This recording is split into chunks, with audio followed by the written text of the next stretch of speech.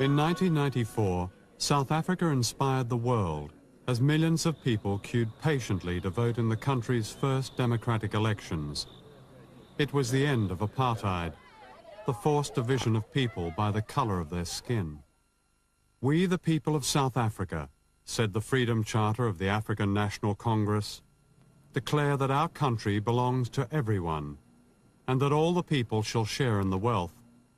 The land shall be shared among those who work it. There shall be houses, security, and the right to work."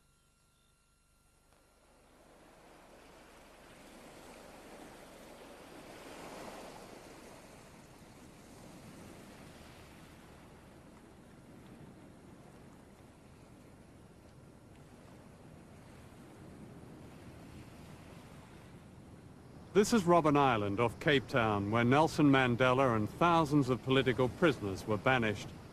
It seems the right place to ask why those freedoms, for which so many fought and died, are still missing in South Africa. Yes, apartheid based on race is outlawed now, but the system always went far deeper than that. The cruelty and injustice were underwritten by an economic apartheid, which regarded people as no more than cheap, expendable labor. It was backed by great business corporations in South Africa, Britain, the rest of Europe and the United States. And it was this apartheid, based on money and profit, that allowed a small minority to control most of the land, most of the industrial wealth, and most of the economic power. Today, the same system is called, without a trace of irony, the free market. This film will ask why apartheid continues by other means. I was banned by the apartheid government 30 years ago, and this is my first trip back.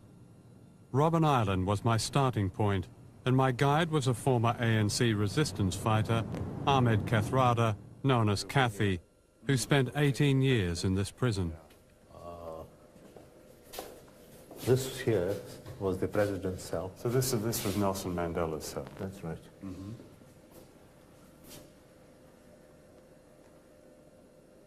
How long did he spend in there? Now, he did not move much. So I should say that of the 18 years that he spent on Robben Island, the bulk of those years were here.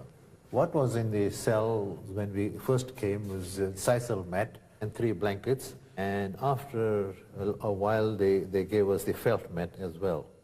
How many years did you have just that?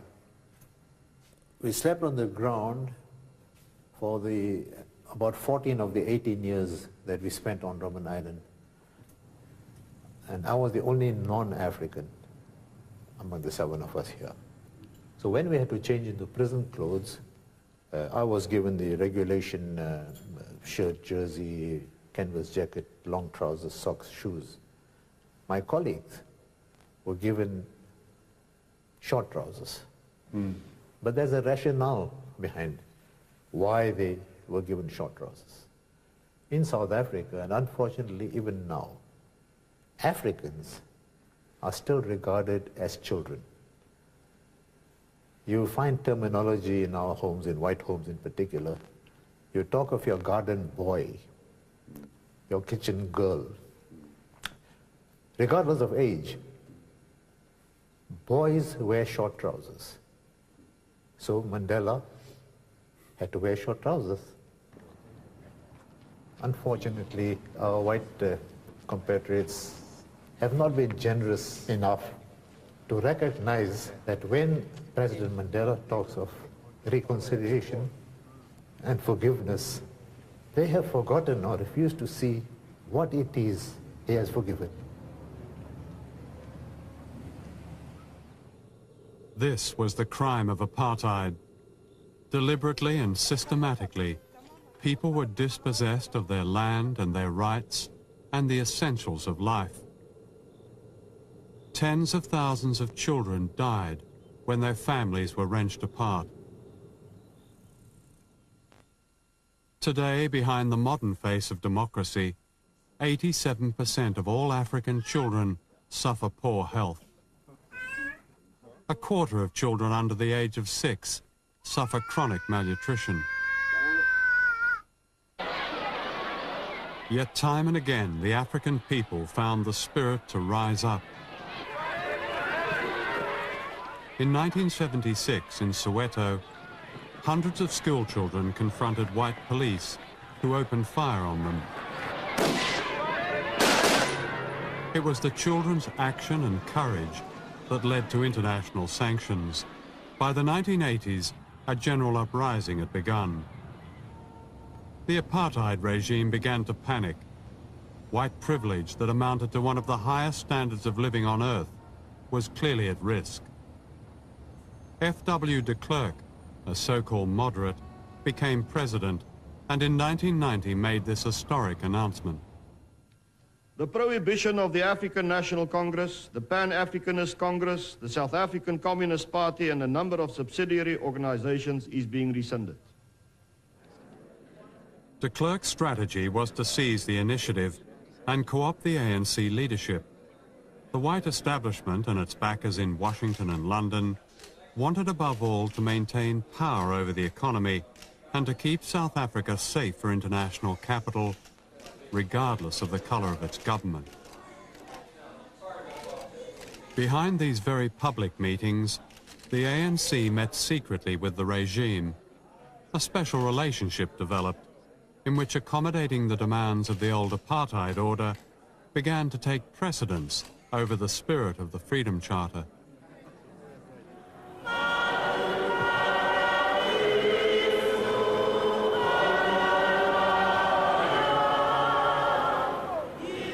Nelson Mandela had promised his people that an ANC government would take over apartheid's great collaborators, the mining companies and the financial institutions. He said, "It is inconceivable that we will ever change this fundamental policy." But this promise was already broken as the ANC agreed to what it called historic compromises. De Klerk saw the writing on the wall, and he knew the economy was on the point of collapse. So he was negotiating for weakness as well. But if you'd pressed him for another year or two, he'd have been totally weak. There'd be nothing he could do. The ANC has always maintained that had it not made these compromises, there would have been a bloodbath.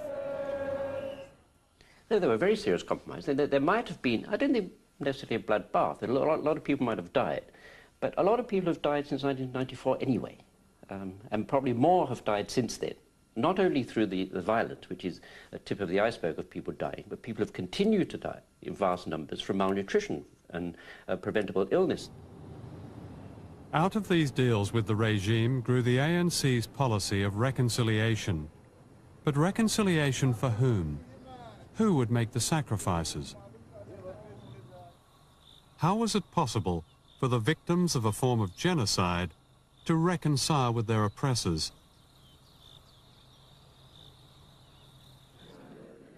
One of the deals was amnesty for the killers, torturers and collaborators.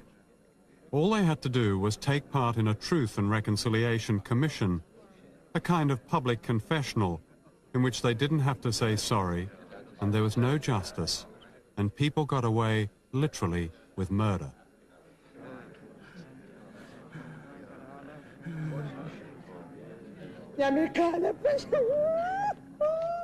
By broadcasting its evidence on national radio and television, the Truth Commission's great achievement has been to give white South Africans the opportunity to come to terms with the horrors of the crimes committed in their name. No one can now say, "I didn't know." We invite Charity Condeli to the stand, please. Thousands of cases will never get justice in a court of law. Mrs. Charity Condeli does not want reconciliation. She wants the kidnappers and murderers of her son, Sizwe, to stand trial. And this is one of the self-confessed murderers, Dirk Coetzee, formerly of the South African Security Police. For 9 years, we didn't know what had happened to Sizwe. It was such a tough time for the family. It was really haunting. You know, it's very difficult to accept a situation where you don't know what happened to a child. So when we eventually knew what had happened to him, I think we were relieved, though we were very much sad. One of Major Archie Flemington's men, a sergeant or a warrant, a slender-built, tallish man, light hair, took a Makarov pistol with a silencer on, and whilst he was lying, Mr. Kondile was lying on his back, shot him on top of the head. There was a short jerk, and that was it. Well, Dekusia further goes on to say that when he died, they put his body on a pile of wood with the tire and near the Komati-Port River at night, where it took them 9 hours to burn his body.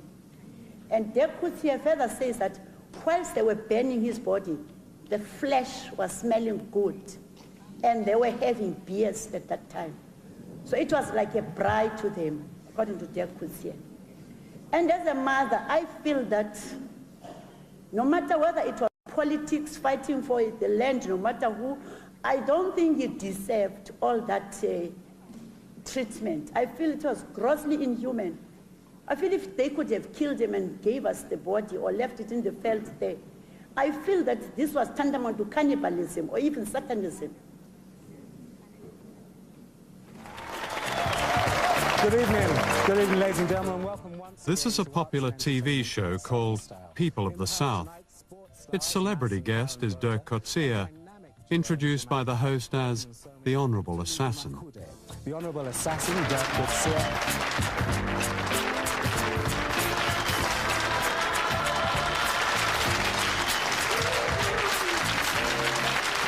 So, Dirk, welcome to People of the South. Thank you very much. Thank you for the honor of being on your show. I appreciate it. Our honor entirely. What would you say, as a young man, if anything, pointed you towards the direction of the police force? Was it as a young man that you thought, I want to be a copper? I want to be a copper. Adventure, it's usually adventure that turns one to... An adventurous life indeed. Coetzee is asking for amnesty for his part in the murder of 6 people. In a way, in the old regime. I feel that if the Truth Commission is going to recommend amnesty for the murderers and people who violated human rights, if those murderers could be punished somehow, that would be justice as far as I'm concerned. In other words, come before a court of law. Yes, and be sentenced.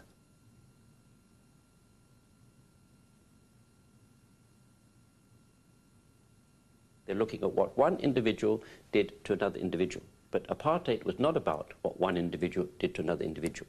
It's what about a whole system did to a whole nation of people. And that has not been put on trial with the Truth Commission. So therefore we can't reconcile the nation when you haven't actually even looked at what happened and why it happened. There's been no real examination of why apartheid happened and how it could happen, how you could get that whole system maintained by basically ordinary people. Your reconciliation has been at the heart of your policies.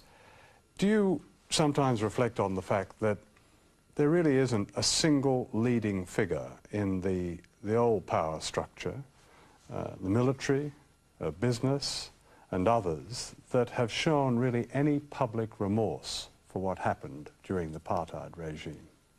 I think that is going too far. You have the Dutch Reformed Church, which was publicly commended by Archbishop Tutu, that apologized for apartheid.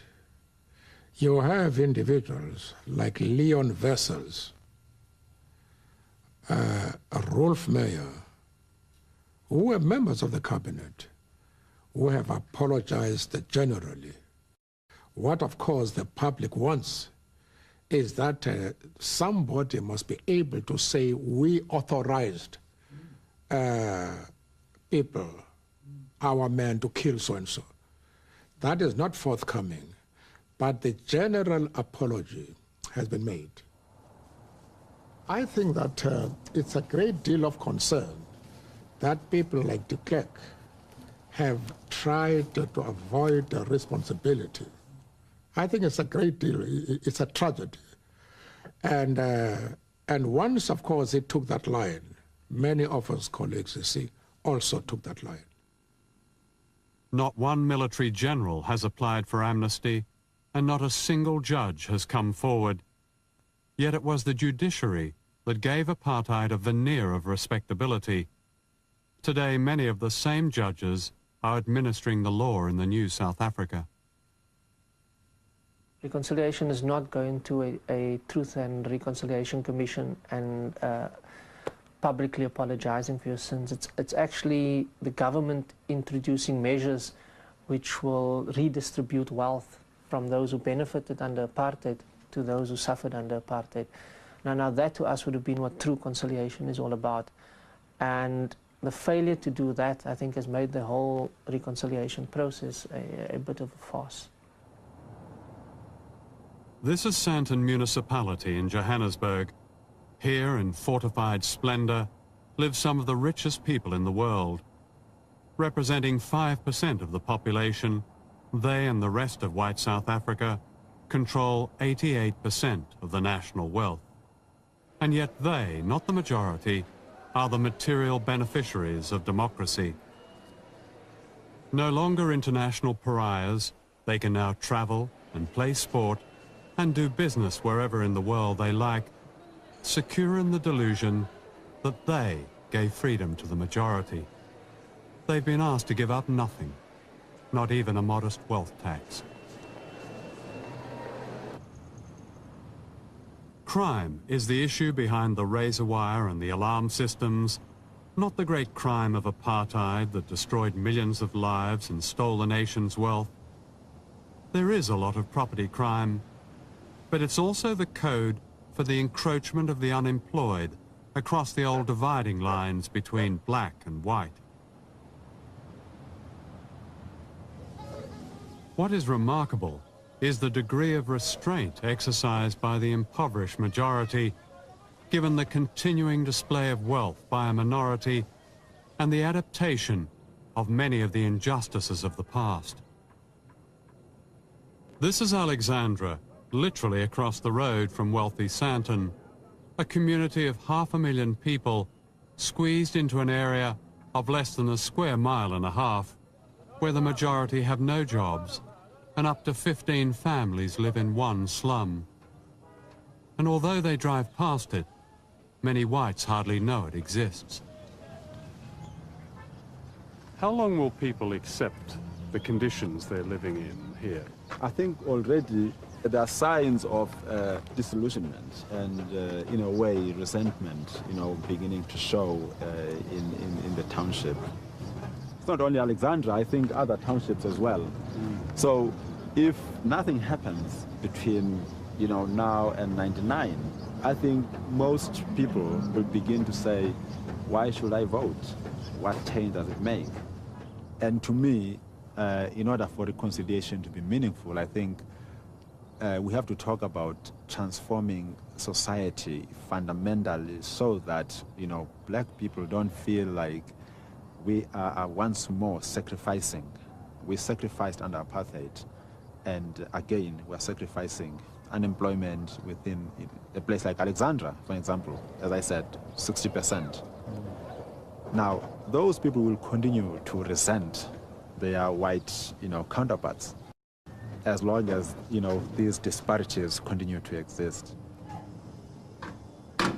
If President Mandela, for instance, goes to the Congress of the trade unions, then he would emphasize the fact that people should tighten their belts. I think the answer to that is people have been, their belts have been tightened, since time immemorial. Can I tell you about the dress? It's actually, it's on a very fine, transparent mesh that you can wear with or without the lining. I was nominated Best Dressed Woman of South Africa, and I'm, people wait to see what I'm wearing because there's always something different. It's never quite the same. You don't have one of those sort of Imelda Marcos wardrobes, do you? Where Yes, she I had do. all the shoes. Yes, I do. I have all the dresses and the shoes. Oh, really? I have the whole lot. Another world record has gone. Well, you don't get to have the one without the other. Yeah, You've got to have, everything. Yeah. It's the kind of new It's South very Africa as a it's dress, very really, isn't it? excellent. Yeah. Do you think that people, white people, actually know how black people live now? Do they go to those places?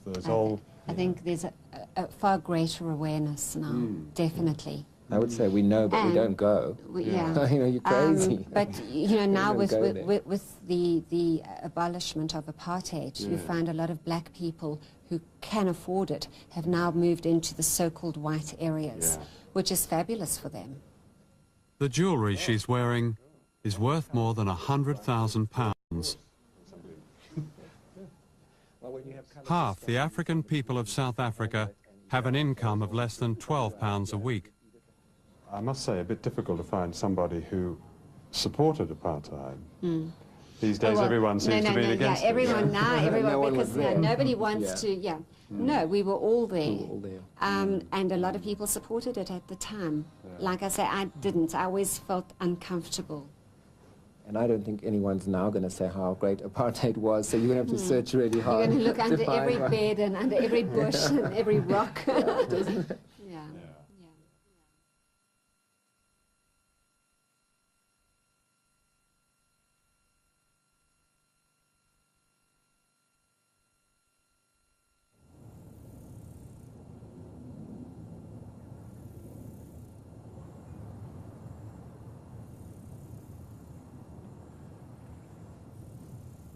This is the memorial to Cecil Rhodes overlooking Cape Town. It's extraordinary it's still here. Long before the Boers declared racism official policy in South Africa, Rhodes had laid the foundations for a more durable form of apartheid. "I prefer land to niggers," said Rhodes, who was until recently the idol of English liberalism in Africa. As Prime Minister of the Cape in the late 19th century, Rhodes showed how liberal he was. He drove much of the black population into reserves where they were used as cheap, dependent labor. Above all, he was a businessman of the most rapacious kind, and the system he and British business helped to build in southern Africa would soon produce an undreamed-of balance sheet. The South African gold mining industry during the 60s and the 70s was one of the most profitable industries in the world. It was hugely profitable. It made millions. The profits made on a single worker were unmatched, unparalleled in industry or in mining anywhere else in the world. Democracy has made little difference to the lives of the 70,000 miners who work here on the goldfields at Carltonville.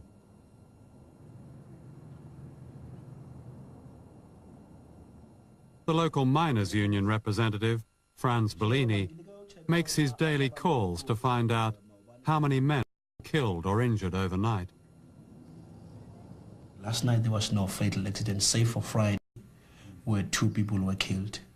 And yesterday there was a local inspection where the inspector of mines went underground to actually see the scene of the accident. Is that a common kind of accident? Well, I think it's negligence, because when a shaft is being cleared, nothing should be happening above them in the shaft. So rocks to have fallen in the shaft, it's a clear man negligence. Since mining began in South Africa, 69,000 men have been killed in accidents. It's been estimated that the human cost of every ton of gold mined is 1 life and 12 serious injuries. Those are statistics that are of great concern. What we have always said is South African mining, gold mining in particular, is the deepest mining in the world. All mining has risk. South African mining has the most risk. There is no such thing as risk-free mining. What one has to do is to mitigate the risk. And that requires a number of interactions, technical interactions, human interactions. And I think as we would gladly accept now, those require cooperative management employee interactions, which may not perhaps have always been there to the degree that was desired. You may be aware of the business report study, which was taken from safety data of the Chamber of Mines. That's it. It says that that in 1995 Anglo-American had the highest gold mining fatality rate of all the major mining houses, even if you excluded the 104 men killed in the Reefs accident of that year. Unfortunately, there is no response from the company in that. What would your response be to that? Highly regrettable, but perhaps one would have had a headline of 1994, that would have been different. 1993, that would have been different. What was the situation then? Anglo-American did not have the highest, and some other company had the highest. After all, there has to be one that has the highest every year. To the lay eye, and you say these figures are regrettable, they're shocking figures. The government mining engineer, Mr. Bakker, said in almost every accident, he's talking about the whole industry, not just your company, one can find underlying causes. There is a lack of management systems, supervision, training and negligence, and a lax enforcement of standards. And you say it's just mining. Is this man he has it all wrong? Is that it? No, I think that that's certainly part of a much broader issue. This man is the government mining engineer. He says that in every accident there are underlying causes and they have to do with negligence. What's the company's response to that? If it isn't a selective quote, what's the company's response? I've given you my response, John, what is it to the entire subject. I've given you in general terms, and I think that's what I have to say at the moment. The most devastating cost to these men remains hidden. A third of all black miners have succumbed to deadly lung disease with little compensation. This continues today. If you take into account that there have been perhaps 2 million mine workers who've passed through the mines just in the last 10 years, and over the last 100 or so, many, many millions. And if 20 or 30% of all those contracted these diseases, a great many people have died in southern Africa. Cough, cough, cough.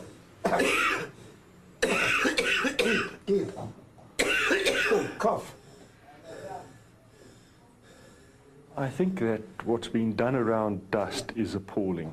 There is no research. The statistics are hidden. There is very little work being done on reducing dust in the workplace. And I say this on the basis of practical exposure to the mining industry and a long involvement in health and safety on the mines. Dust is ignored, it's neglected. It doesn't kill people like a rockfall does. It's an insidious, slow killer. It's killing people far away. It's killing them quietly. Their clockwork's running down, their batteries are drying up, and they're dying. It's not getting the attention it deserves. Why? Because the people who are dying are so far away. The people who are dying are out in the country.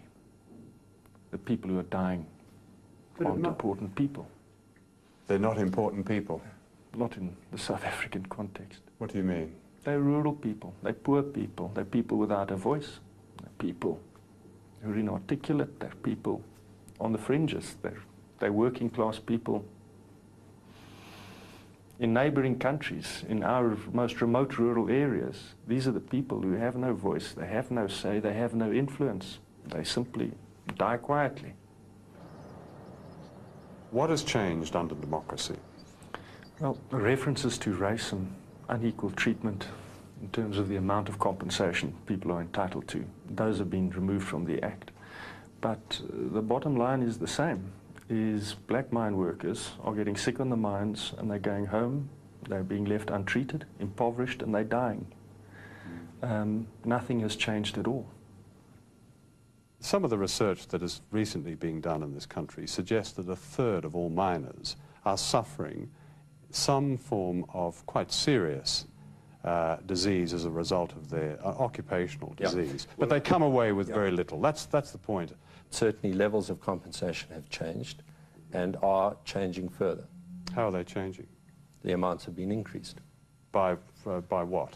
What? Can you give me an example? I'd have to give you a rough estimate, but certainly compared to the 1970s, they're in multiples of the levels then. Can't you give me an example of a miner over a period of time? I mean, you know, this is your field, really, and what he would have got and what he now gets. I don't have the figures, John, no. I regret that. Don't you find that extraordinary? For the public affairs manager of this company, I asked you about a simple question to give an example of the compensation. Now, this is about to do with mining, and you don't have the information. I don't find that extraordinary at all. Okay.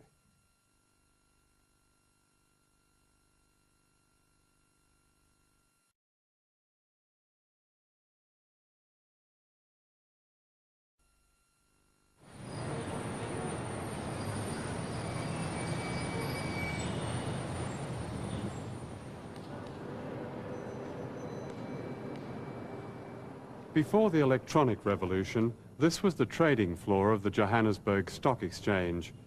What has not changed is the fact that just 5 huge companies control almost 3/4 of all listed shares here. Known as the Royal Balcony, they represent one of the greatest concentrations of corporate wealth and power on earth. A power that underwrote apartheid in a manner reminiscent of the great German companies that ran the economy of the Third Reich. They're dominated by the Anglo-American corporation, whose interests reach into every corner of South African life, from minerals to tourism, property to retailing. What's good for Anglo-American, it's often said here, is good for South Africa. In 1960, the South African police murdered 69 peaceful demonstrators at the town of Sharpeville. This atrocity was a clear sign to Western business that the population was being disciplined and opposition crushed. Foreign capital poured in, most of it from Britain. Indeed, Britain was the biggest single investor in South Africa, followed by the Americans, who saw their capital return higher profits than anywhere else in the world.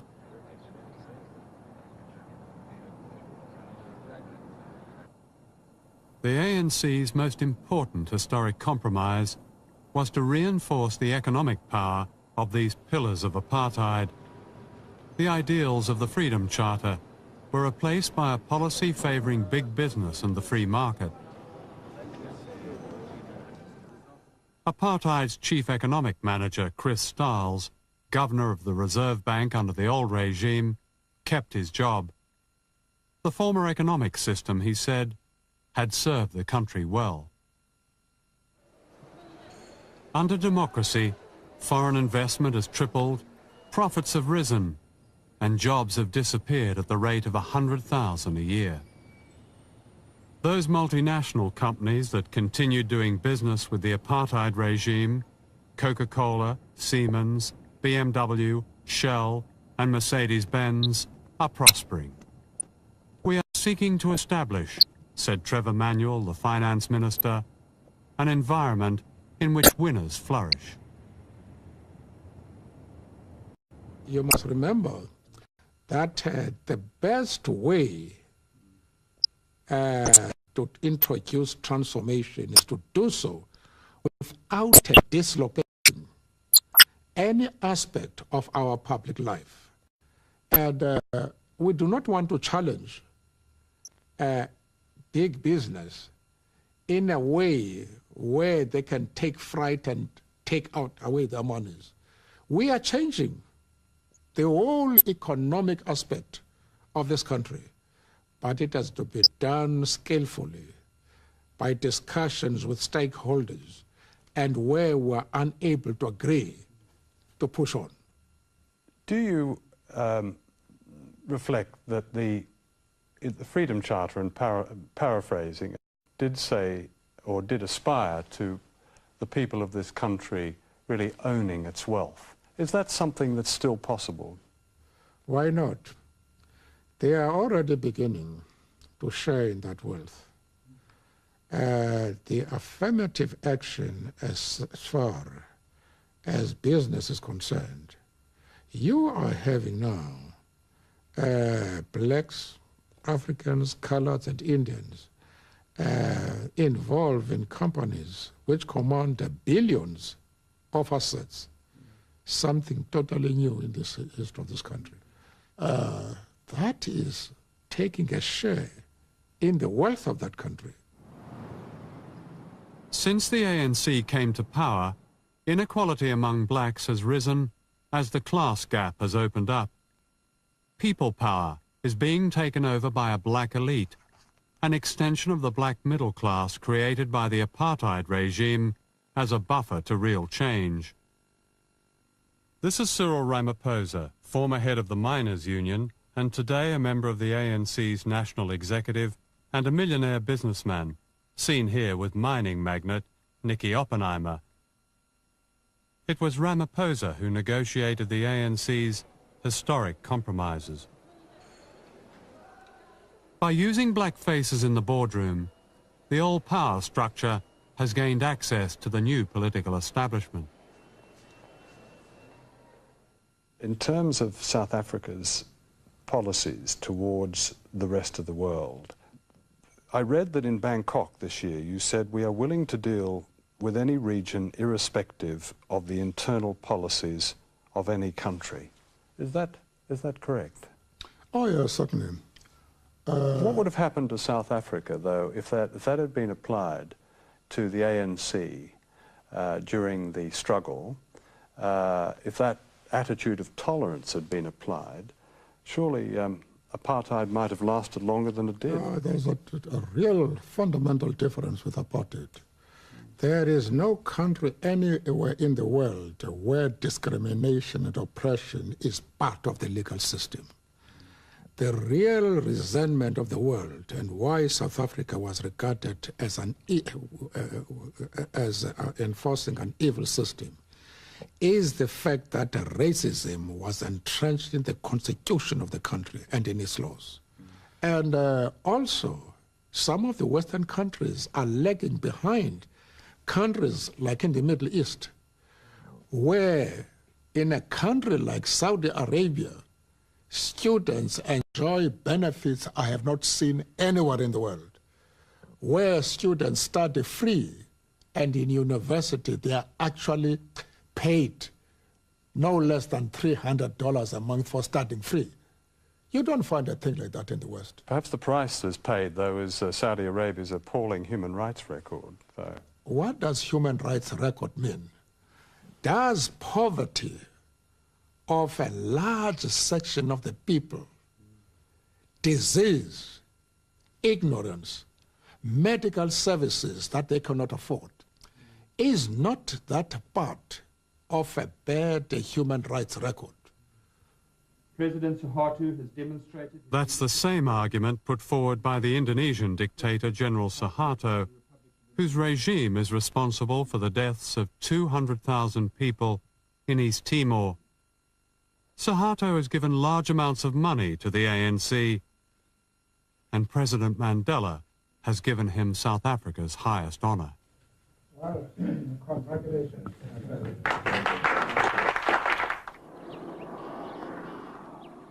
The forced removal of millions of people from the land was the most brutal weapon of South Africa's white rulers. Today, wealthy white farmers continue to control more than 80% of the agricultural land, and their existing property rights are guaranteed in the new constitution. We have set up a claims court which is busy examining, investigating, firstly, whether people can be given land from state land. And we're making progress as far as that is concerned. Secondly, there were people who were removed from their own land by force. And where those people can be returned to that land, we are returning them. In fact, less than half of 1% of farming land has been given back. I think it's fear, basically. They're frightened, just as the old government was frightened to upset white farmers. This new government is almost as frightened. And I don't know why there are less than 60,000 white farmers, that's all, who own all this land. It's not the whole population of 4 or 5 million whites. Most of them, for example, their land is mortgaged to the land bank, which is basically the government. The government really owns most of their land. They're in debt to the Land Bank for 23 billion rand. And if the government simply foreclosed on those loans, they would have the land back. Then they say, oh, we can't do that because we rely on these people to produce. We don't. The vast majority of those farmers are hardly productive at all.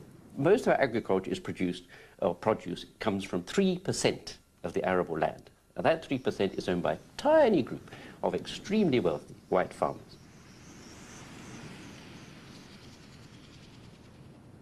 The unbreakable promise of the ANC's 1994 election campaign was the Reconstruction and Development Program known as RDP. It was this that would bring to the people of South Africa the basics of a decent life so long denied them by apartheid: water, housing, electricity, education, health care and land. In the words of the Freedom Charter, it would be the restoration of dignity. 2 years after the election, the RDP office was closed down as the ANC adopted a conservative economic program known unofficially as cautious Thatcherism. Today, almost a quarter of the national budget pays the interest on a huge debt left by the apartheid regime. This means that the people must pay for their oppression twice over.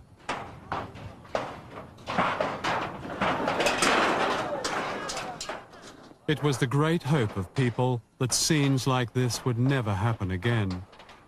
This is 1997, and these homeless people are being evicted from public land. ANC housing policy relies largely on private banks, which are reluctant to lend to poor people. The very poorest may get a grant of £2,000 to build this. Outside walls are extra. This is the sales brochure for a mock Tudor house in Constantia in Cape Town. It's selling for £2.5 million. So really, I mean, business has looked up and the property market has looked up since the ANC government came in. Yes, yes, it certainly has. And I think that because of the people look to this country as being a country with a future, and forgetting about the baggage of the past. There are a lot of opportunities here.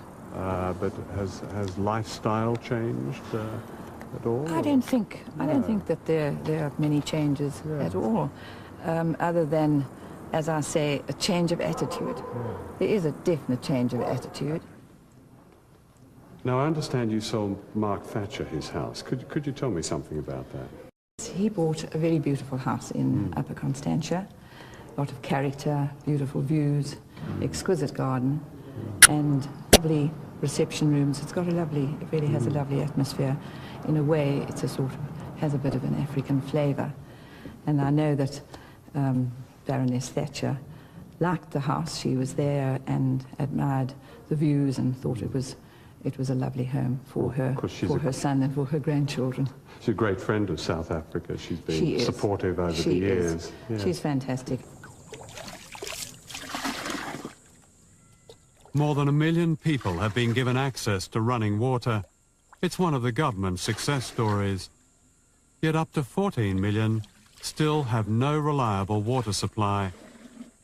While whites continue to irrigate their gardens and fill their swimming pools, women like these walk half a mile carrying water that is often polluted.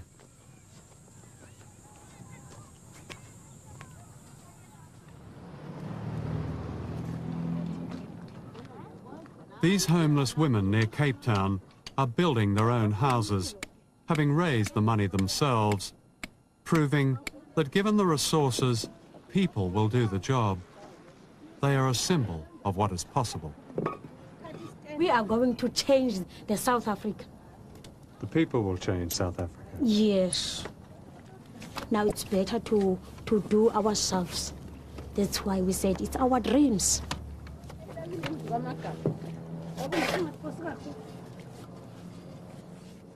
1 week to build a house of this size? It was 1 week because there were members who helped me to build this house. Yeah. How many women were working on it in that week? It was 25 women. How did they learn how to build a house? They have learned a lot because the others, when the time they were getting themselves involved in this project, they do not know nothing about building a house, about measuring the size of the plot. So when they get in the project, they learn a lot, how to build a house, how to divide the rooms. You must feel very proud of it. Yes, I do feel very proud because in my life I didn't know that I could have a house like this, because before I was living in a shack. So this is a new life, completely new life. This is a new life for me and for my husband and for my children also. The first time I flushed my toilet, I was frightened. I'm afraid because I didn't ever have a toilet inside my house.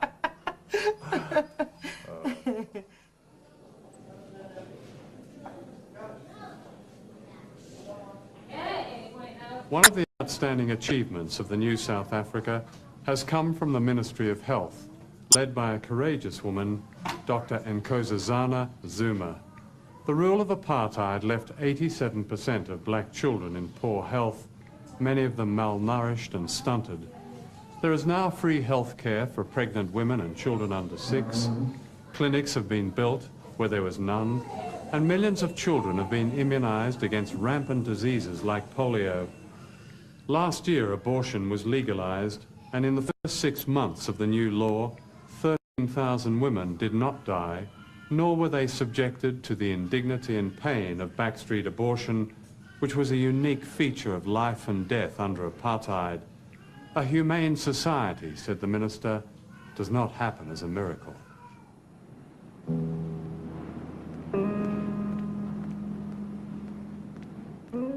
This is Dimbaza, the secret heart of the old and new South Africa.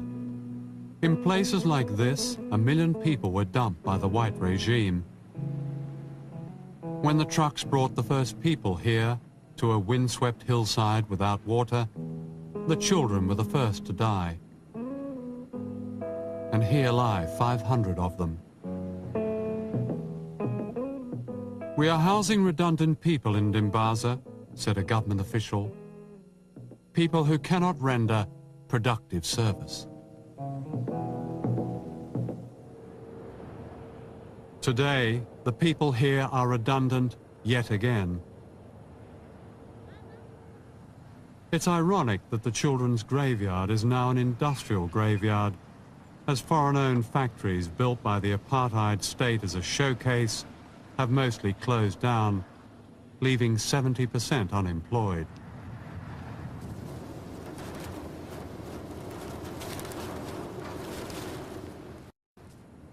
One factory still working makes T-shirts for designer labels sold in the West. It overlooks the children's graveyard. A reminder of the price paid by the most vulnerable South Africans on their long journey to a place in the global economy.